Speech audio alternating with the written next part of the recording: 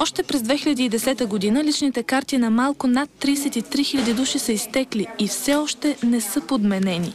Други 86 000 карти са изтекли през тази година. От МВР не могат да си обяснят защо и какво чака българина. Защо гражданите не идват и защо трябва да стигаме до санкции, които всеки месец растат, за съжаление.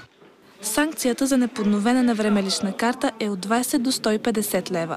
Само за миналия месец глоба са отнесли 17 000 българи, в това число и за изгубени документи. В същото време, оказва се, и МВР има пропуски. Ания Лашка е сменила документите си на време. Скоро разбира, че новата лична карта е дефектна. Липсва една от задължителните защити – лазерната перфорация на снимката. Винаги мога да бъда потърпевша от това. В крайна сметка оказва се, че МВР издава фалшиви документи.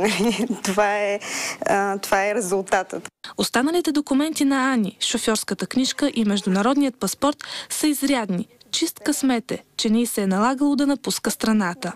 В най-добрия случай просто ще ви върнат от летището, а в още по-ужасния случай може да се озовете и за решетките, защото всъщност притежавате невалиден документ.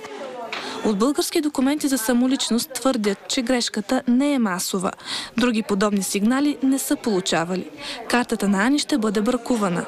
Междувременно, през тази година ще изтече срокът на документите на още около 200 000 българи. За BTV новините Мария Ванкова.